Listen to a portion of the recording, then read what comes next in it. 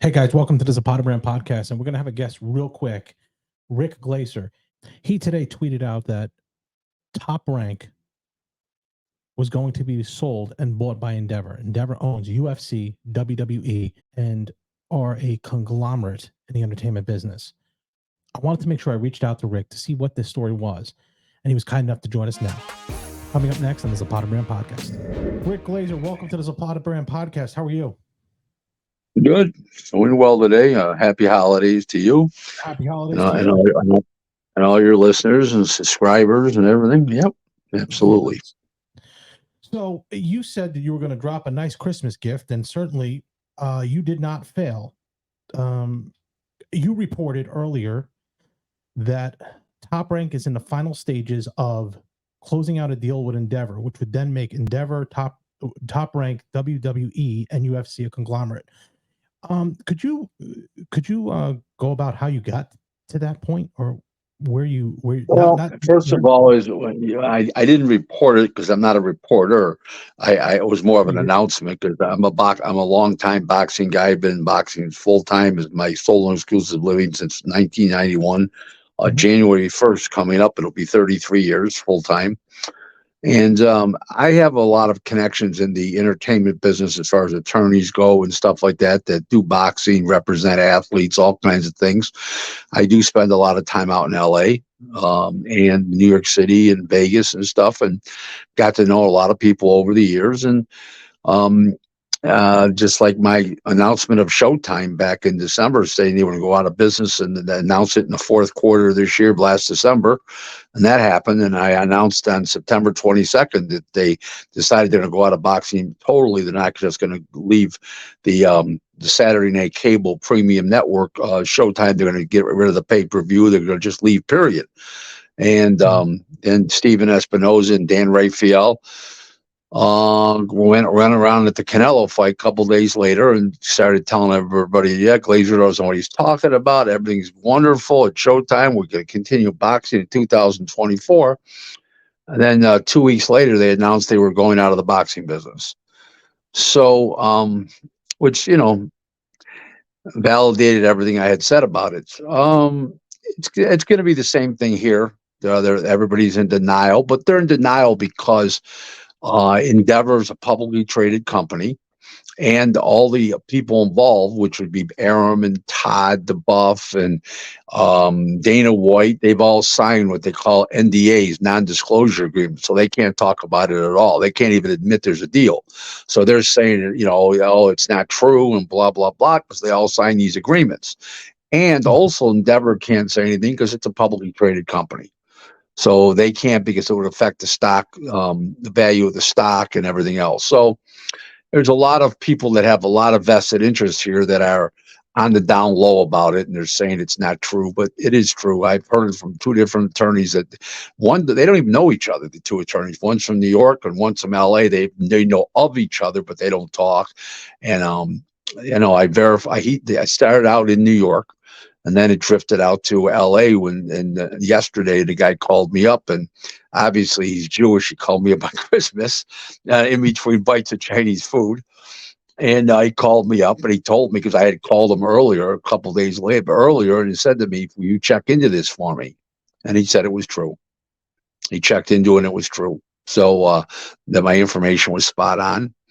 And he was actually disappointed he didn't give me the information first, because he does give me a lot of information, but he did check into it for me. He did say it was spot on.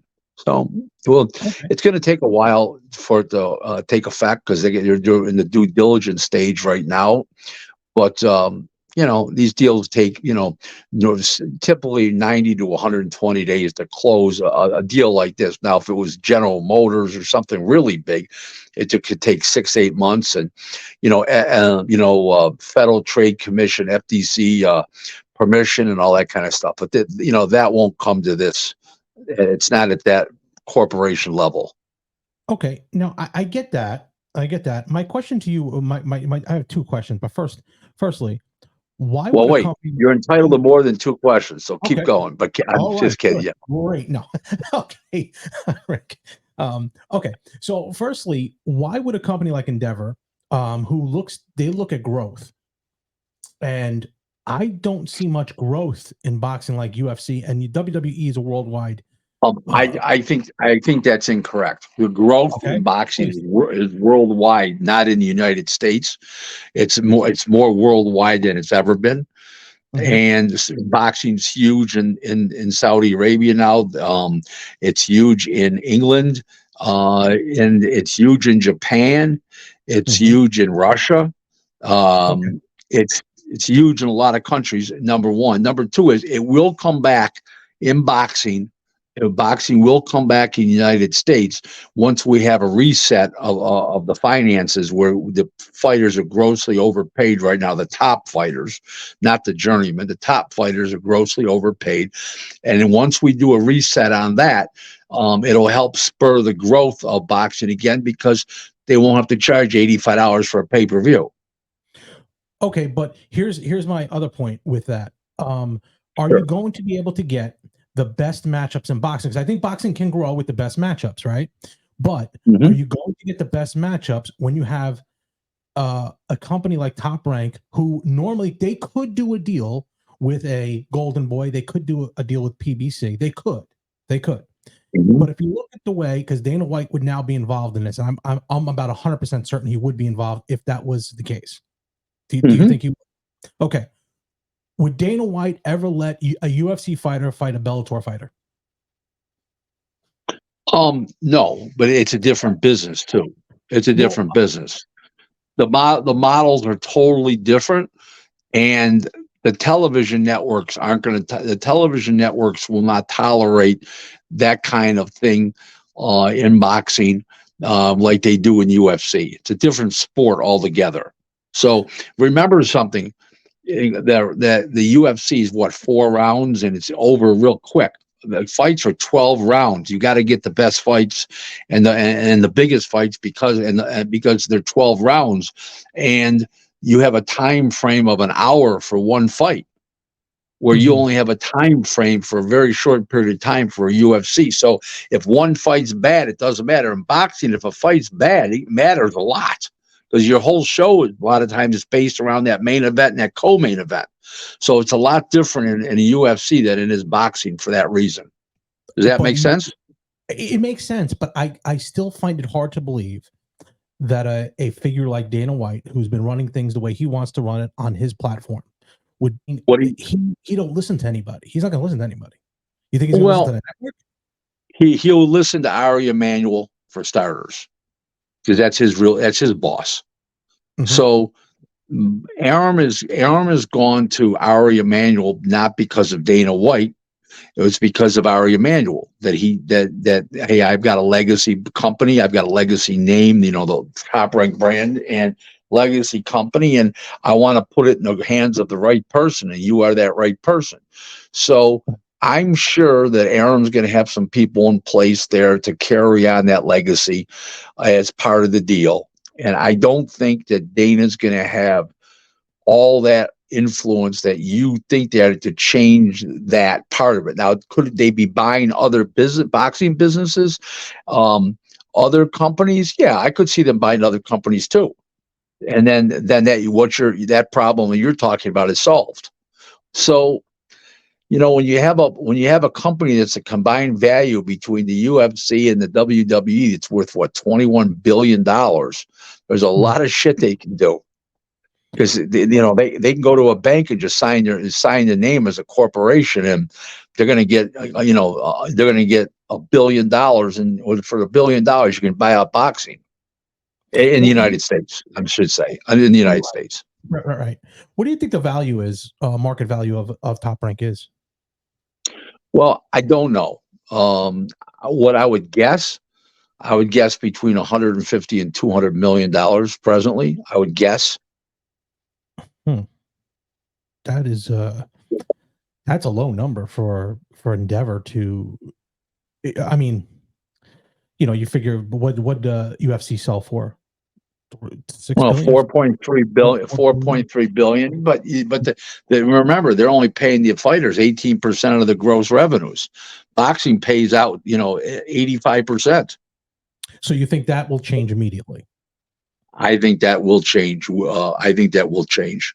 I think going forward it'll change. I think with the existing contracts Top Rank would have, they'll have to live those contracts out. But once they start signing new fighters, I think they're going to move to change that definitely. And so where do you see? Excuse me, George. Excuse me for one Sure. second. I have said I've preached for a while now, for quite a while, maybe a year. The business needs a reset, and I hope this is a start of the reset.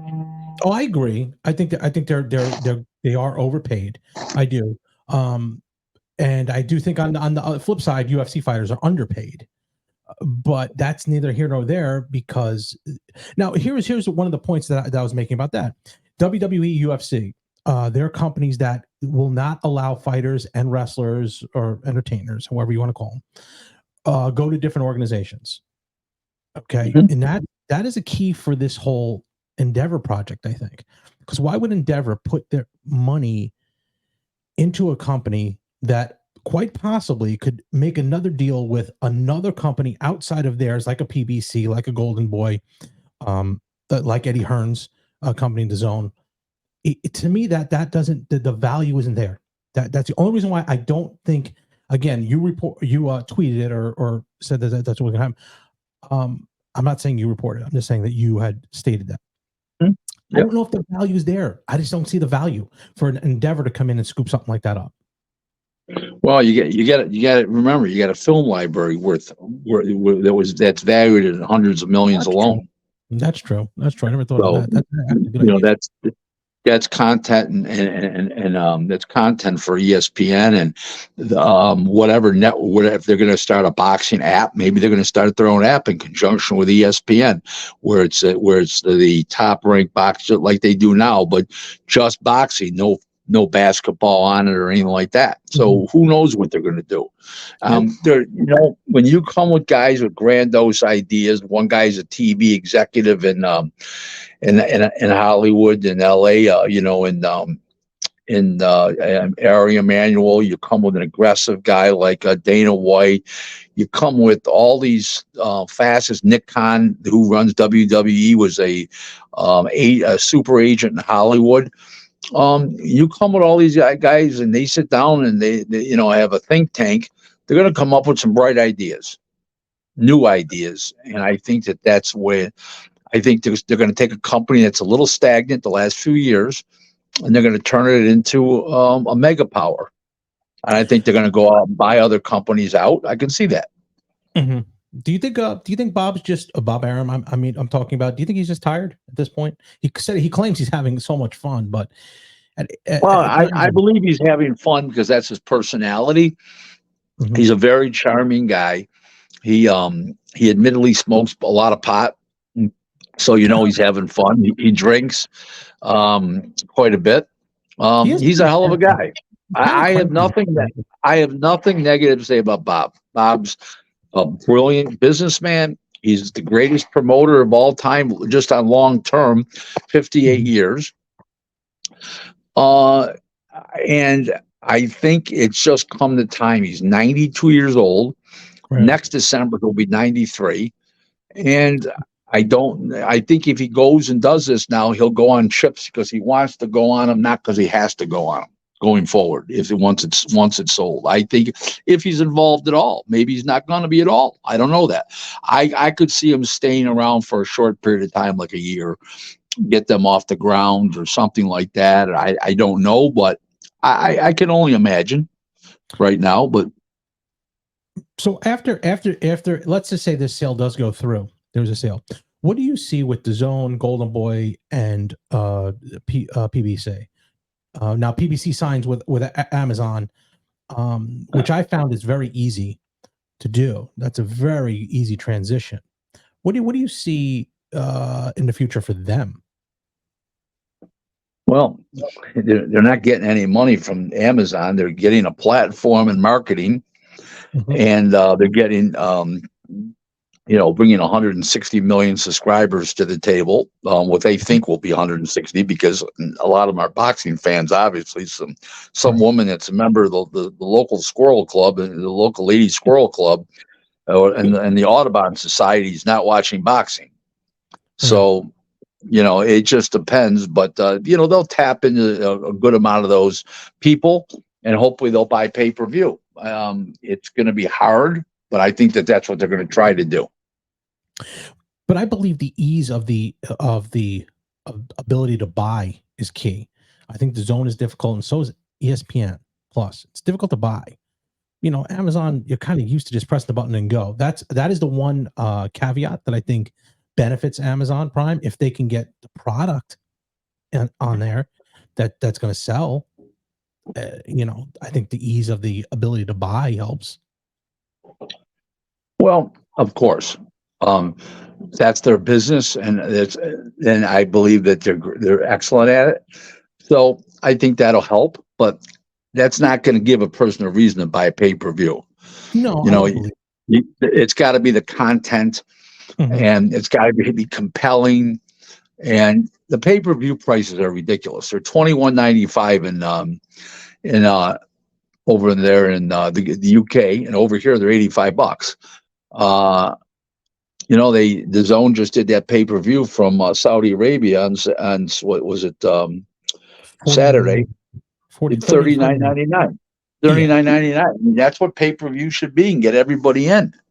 A guy should be able to buy. This is how I look at pay-per-view from a consumer standpoint. Forget that I'm in the business, because to be in the business, you have to be a fan to start with, or you don't end up in the business. You don't say, I hate boxing, but I'm into the business. It doesn't work like that. You got to love it first. Okay. So everybody's a fan. Okay. Yep. Now, I'll give you an example here. Okay. If a guy's going to take his wife out for dinner, and I'm not counting New York City and LA and San Francisco, where it's real expensive, but middle America. Okay. Your dinner with your husband or wife will cost you $75 these days if you're not drinking out the house. Okay. Why should you pay $75 why should you pay $75 for a pay-per-view? It should be $40, and the other, and $25, $30, you should be able to buy a pizza. And now all of a sudden you're staying home, and I'm saying, oh, this costs the same as going out. I have to get in the car. I can be in the convenience of my home. They don't make it like that. Another problem you got is a lot of women run the household, in the sense that the guy brings home the money, but they listen to their wife. A lot of people are like this. And the wife will say, $85, our kid needs this, or you wouldn't get me this. And you said that was too, now you want to spend $85. If it's $40, you're not going to complain. You understand what I'm saying? Does that make sense? No, it makes a lot of sense. I mean, I'm married, so I get that. I can tell you that. Right. It does make They just put it out of reach so much for the average consumer that they make themselves look like they're dinosaurs, mentally stagnant, I guess is the best way to put it. I don't know. We're just out of touch, maybe is a good word. So speaking of pay-per-view buys, and I've been trying to get some confirmation of this. There's been a lot of debate, and this brings back to this whole being expensive to buy. The Haney Progress pay-per-view it just broke 50,000.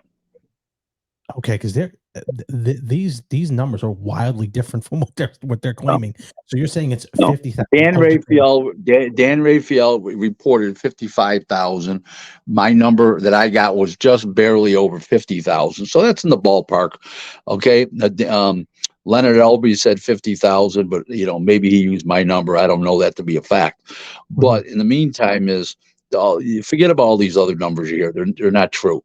The over and under, just to let you know that we boxing guys that pay attention to this kind of stuff, we do over and unders before the fights and what they're going to do.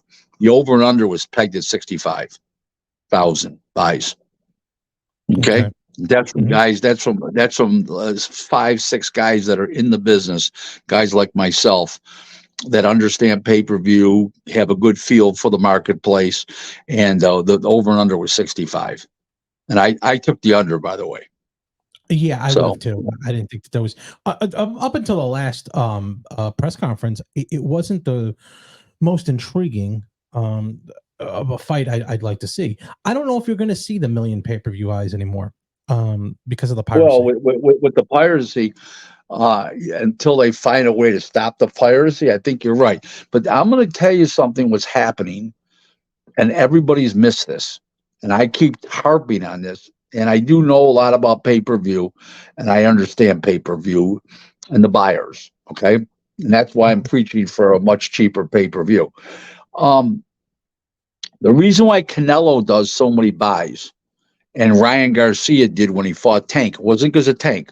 The prior fight, Tank did 61,000 against Hector Luis Garcia in January. 3 months later, he does 1,200,000 and almost 50,000 buys. Right, so Correct. you can count on Tank for 61,000. And the rest was Ryan Garcia, basically, because he's got 11 million followers on Instagram, and people really do follow him. Okay, they do care. He's a likable guy. Okay, the reason this is happening, and you got Canelo doing over 500,000 buys regularly, and all these Right. other ones are flopping, is because Canelo and Ryan Garcia, the general sporting fan, is buying the pay per view. Not okay. The boxing fans know how to steal it. The general sporting fan doesn't know how to steal it, right? Right. Yeah, So correct. those fights are showing up as great buys because not because the fighters are so popular, which they are, but they're showing up because it's general sporting fans. The people that are stealing it are still stealing it. No, okay, they're not saying, okay, I'm going to buy Ryan Garcia and Canelo. Mhm. What's going on is the general sporting fan doesn't know how to steal it. That's the bottom line, and that's why those two are doing so well on pay per view. Where the other guys that are for the diehard fans, the David Benavides who did 60,000, just broke 60 with Andrade. That's the reason he tracks just boxing fans, and they're stealing it. So Mhm. there's your answer right there. Do you agree with what I'm saying? Does that make sense to you? Oh, I agree, and I think it makes sense. But I think that tends to the marketing of the fighters. If why HBO, I believe, did so well in the 90s, the early 90s, but never, let alone the lack of technology with pay per view, because people would steal it or what have you. They'd have the little black boxes. But Mm-hmm. what HBO was so good at was they made you invested in the fighter. The little vignettes before, who they were, 1,000. You know what, George? That's a very, very intelligent statement from you, and not because it's you, but it's a general rule. That's an intelligent statement come from anybody. And Mhm. what you're saying is correct. They made you feel. They brought you into the fighter's home. They brought you into his training camp. They brought you into the gym. They brought you to the local pool hall. They went Right. to his high school. They Yeah. introduced you to his mother-in-law, to his Yep. wife, and they made you feel part of the guy's life. We've lost that. We've lost that today. It's similar 100% agree, George. because it's similar to the way I conduct my business. I own a bagel shop. Okay, and You I do? want yeah, I That own a last bagel name? shop. With that Yeah, I last know. name? I know. You would think so. I'm Puerto Rican, but I was trained by I learned how to do bagels from a Goldberg, so I'm good. No, You know, no kid. Where? What's in New York City or New I was Jersey or actually somewhere? in New Jersey, in Glen Rock, New Jersey. Actually, a guy named Mark Goldberg. He owns most of the bagel shops in your area, Staten Island, Long Island. He owns most of them. It's Goldberg's Famous Bagels. He had a guy, Joe Marara, who was an Italian guy, but he was trained him, and then he showed me the bagel business, and I own mine out here in Pennsylvania, middle of nowhere. No kidding. That's great. Yeah, That's great. My friend owned 3 bagel shops. He just sold out to what's it? The national company, Brewers? No, not Oh, Brew. Brugger's Bagels. Brugger's. Yeah, he just Yep, sold out to Brugger's. His they're a three huge stores. company. Yeah, they're a huge company. Um, Yeah. so I was get back to that point. My employees, I want them to know their mother, their wife, their dog, their kids, because it makes them involved, and they act Uh like they huh. know somebody, and that is exactly what I think is missing. Why I think HBO's, even if you had the European fighters coming over, which they were, if you're invested in them, you tend to like them. Like when they did the thing with Progress, I I said, wow, that's a good kid. When they did that whole thing about his where he came from in New Orleans with Katrina and whatever, I was now invested in that fight. Now A them and hundred him, percent. and that's why George, George, I can't agree with you more. You're spot on. It is a crazy thing that they wouldn't get involved in that, and that's why I think they're missing. And to your point, that is why Ryan Garcia sold the fight. So we're really in a tough spot right now. But let's get back to why I got you on. The statement that you made, are you standing behind that as you feel like this is what's going to come down the pipe? Oh yeah, it's definitely in the process of happening. Absolutely. They all these people, all these reporters are calling them up saying, what are they going to say? They signed non-disclosure agreements. What are they going to say? Yeah, it's true. Come on. I will say you've been on for most of the things that you've put out there. I can't disagree. You have valid points. You have attorneys that back you as far as in your private life that'll tell you this is what I've been told. You have the contacts, obviously. You've been in boxing as long as anybody that I know, so you do have the pedigree. The question is, what is your relationship with these promoters in that? I do business with I do some business with Top Rank, not a lot, probably 5-6 deals a year, small deals a year.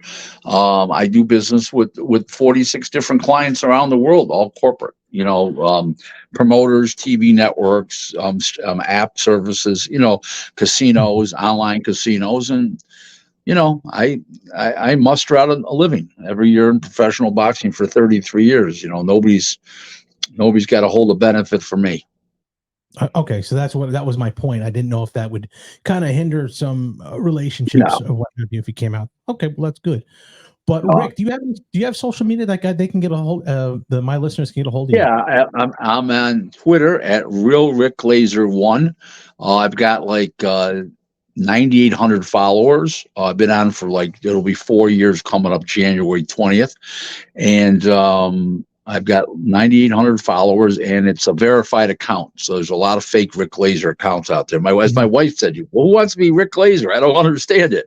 So why all these fake accounts, So that's a story. But listen, I want to tell you one funny bagel story. Yeah, please. Want to hear one funny bagel story that you'll like it? Your listeners will like it too. I'm not going to mention the fighter's name because I don't want to embarrass the fighter. Okay. Mm-hmm. Go ahead. So I years ago, I had a fighter come from Buffalo. He was estranged from his wife. He really didn't have a place to go. His family had passed away, his father and mother. He didn't really have a place to go. So he says, come on up here for a couple of weeks and we'll figure out what you're going to do. He was from down south. So I really wasn't, I was just helping the guy out as an advisor. I didn't manage him or didn't promote him, but I just felt bad for the guy. The guy was going through divorce. So I took him to a bagel shop, and he looked from a distance, and he thought they were donuts. Oh. Okay, so he's looking. He says, "I want that one over there, and I want one of those over there, one of those over there." He gets the donuts. He looks at them, the bagels. He looks at them, and he goes, "Okay." He says, I started slicing mine with a knife. I knew the owner, so he gave me my own knife to slice them and stuff like that, rather than everybody else where they slice them for. I didn't want people touching the bagel. The guy says to me, "I never seen anybody cut a donut in half with a knife." I said, "Well, it's a bagel." He says, "What's that?" And I had to explain it to him. He didn't know I had no idea what it was. And bagels were not as popular. This is back in 1993, 30 years ago. They weren't as popular as they are now. Now everybody eats them. Before that, it was a certain segment of the population. Jewish people and Italians ate bagels. Now everybody eats them. Yeah. So at the time, 30 years ago, everybody was eating croissants, if you remember. Yeah. So in the meantime, that's my cute little bagel story. Segue into boxing, of course, because it was a fighter.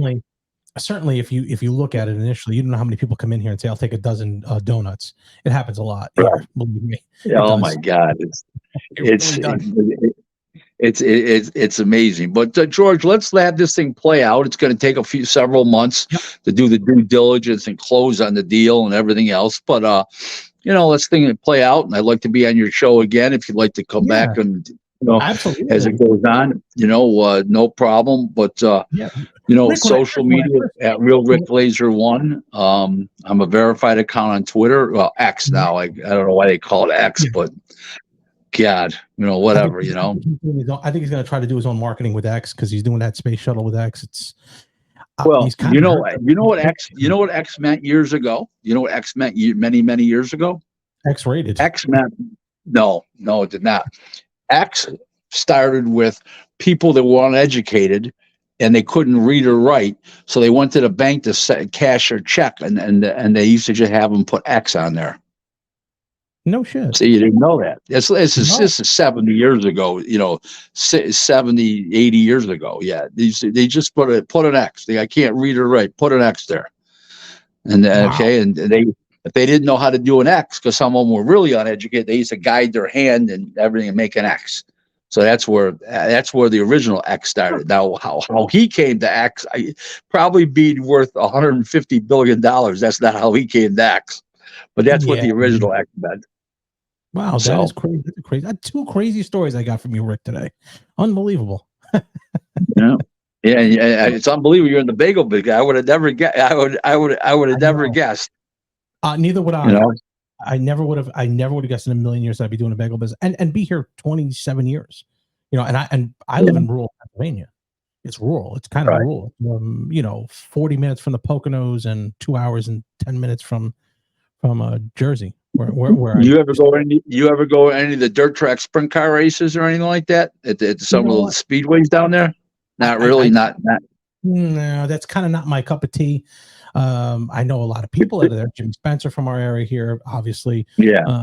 But not. I really never got into that. I didn't. No. Okay. Very good. Yeah, maybe sometime when you come this way, I'll get you a bagel and we'll go to dirt races. No, I wouldn't. I don't force people to do something that they're not accustomed to doing. But I'm accustomed eating bagels. Two of them when I go in. So there you go. I got the bestest side of the Susquehanna. I could tell you that. That's good. It's good to hear. Well, thanks for having me on. If you have any questions going forward, you got my phone number. And if you want me on the show again, you got my number, and I'm here to help you out. Okay. Thanks. I appreciate it. Have a good night. Thanks for watching the Zapata Brand Podcast. Please subscribe to the podcast and listen where all podcasts are available.